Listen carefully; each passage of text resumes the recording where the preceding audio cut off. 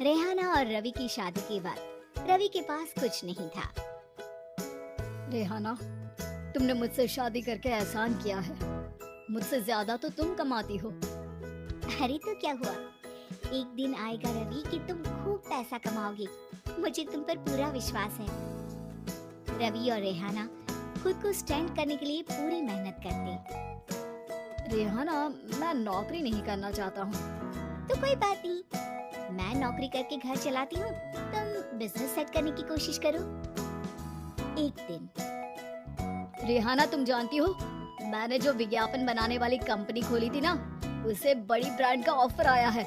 अब हम लोगों के दिन प्यारे न्यारे हो गए हैं। मैं जानती थी रवि कि एक दिन तुम सेटल हो जाओगे। रवि का काम अच्छा चल जाता है। एक दिन वो रेहाना से कहता है, रेहाना, अब हम लोगों का बच्चा भी हो गया है। बहुत छोटा है वो, उसका ख्याल कैसे रखेंगे हम?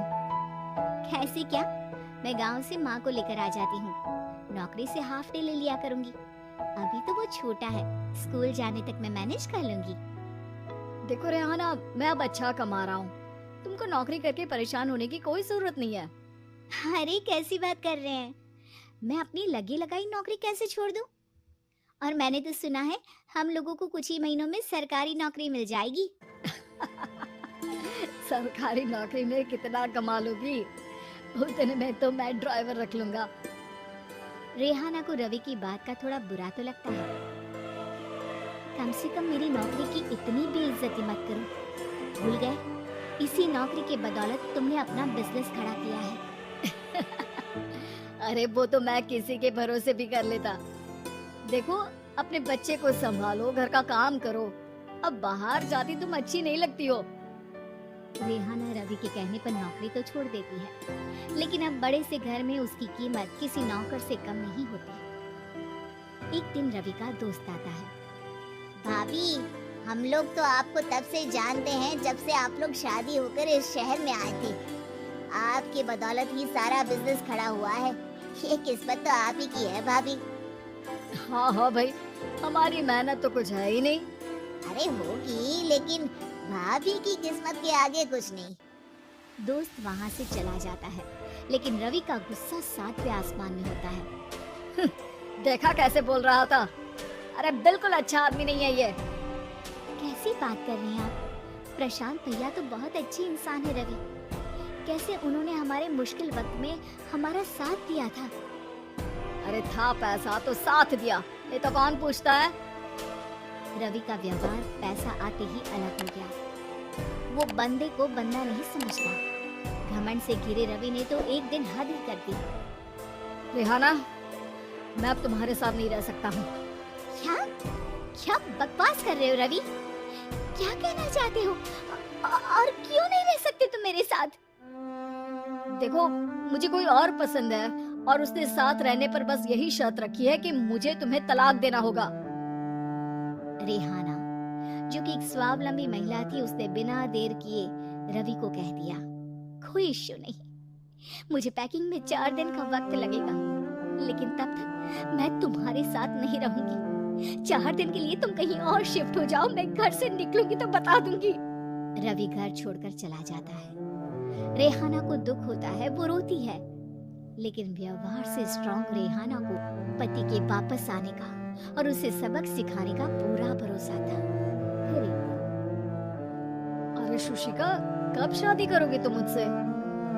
यार, मैंने तो सोचा था तुम शादी से पहले मुझे विदेश लेकर जाओगी, महंगी कार दिलाओगे। अरे सब दिला दूंगा, लेकिन पहले मुझसे शादी तो कर लो। हाँ हाँ, क्यों नहीं। मैं कुछ दिनों के लिए अपने मम्मी पापा के पास जा रही हूँ और लोगों से अपनी शादी की बात करूंगी। अरे शुशिका, कैसे रहूंगा मैं तुम्हारे बिना? अब तो शादी होने वाली है हम लोगों की। शुशिका रवि को छोड़कर चली जाती है। रवि घर आता है, जहाँ रेहाना को ना पाकर उसे सब अजीब लगता है।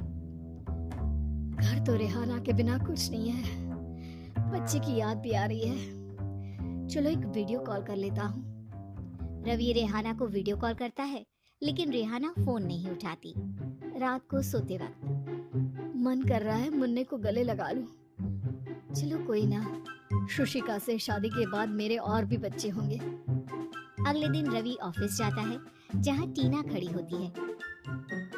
सर, आपने अपने नए ऐड के लिए मॉडल की रिक्वायरमेंट डाली थी ना, मैं उसी के लिए आई हूँ।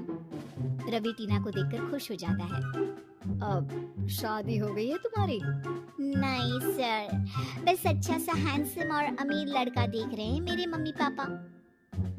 रवि के दिमाग से तो टीना को देखकर शुशिका का ख्याल भी खत्म हो जाता है। अरे यार, ये लड़की मिल जाए कितनी सुंदर है। शुशिका तो इसके आगे कुछ नहीं है। क्या तुम्हें ऐसा नहीं लगता कि मुझसे मिलकर तुम्हारी ये खोज खत्म हो गई है? आप तो 2 बच्चों की पापा लग रहे हैं। अरे नहीं नहीं, मेरी शादी तो हुई थी, लेकिन बीवी को किसी और से प्यार था, मुझे छोड़कर चली गई। खैर, टीना की दोस्ती रवि से हो जाती है, लेकिन 1 महीने बाद शुशिका रवि के पास वापस आती है। मेरे मम्मी पापा तुमसे मिलना चाहते हैं, लेकिन उन लोगों को ये मत बताना कि तुम पहले से शादीशुदा हो, और हाँ, शादी से पहले अपनी सारी प्रॉपर्टी तुमको मेरे नाम करनी होगी। अरे पागल, अब मैं तुमसे शादी ही नहीं करना चाहता। भला ऐसी लालची औरत से कौन शादी करेगा? तभी वहाँ टीना आ जाती है। रवि, ये पागल सी औरत कौन है? देखो, तुमने ही कह दिया ना पागल, तो पागल ही है। पता नहीं कौन है, कह रही है शादी कर लो, लेकिन शादी से पहले अपनी सारी प्रॉपर्टी मेरे नाम कर दो। बोल तो सही रही है। वैसे तुम जानती हो, मेरी एक सहेली है, उसके पति ने उसे पैसा आते ही छोड़ दिया, जबकि उसको खड़ा करने वाली ही मेरी सहेली थी। और मुझे भी भरोसा नहीं है। अगर मैं भी तुमसे शादी करूंगी तो तभी जब तुम मेरे नाम अपनी सारी प्रॉपर्टी कर दोगे। अरे हाँ हाँ, क्यों नहीं, बिल्कुल कर दूंगा। रवि और टीना की शादी की तारीख तय हो जाती है। वो अपनी सारी प्रॉपर्टी के कागज लेकर शादी वाली जगह पर पहुंचता है, लेकिन वहां टीना आती नहीं। रवि टीना को मैसेज करता है, कहाँ हो? सॉरी, मैं तुमसे शादी नहीं कर सकती, मुझे तुमसे भी ज्यादा पैसे वाला मिल गया। रवि को गुस्सा आ जाता है। वो गुस्से से सारा डेकोरेशन तोड़ रहा होता है कि वहां रेहाना आ जाती है। सर, क्या हो गया? क्या डेकोरेशन पसंद नहीं आई आपको? तुम यहाँ क्या कर रही हो? मैं यहाँ की डेकोरेटर हूँ। क्या आपको पसंद नहीं आई यहाँ की सजावट? रवि दौड़कर रेहाना के गले लग जाता है। मुझे माफ कर दो रेहाना। रवि रेहाना के गले लग जाता है और रेहाना टीना को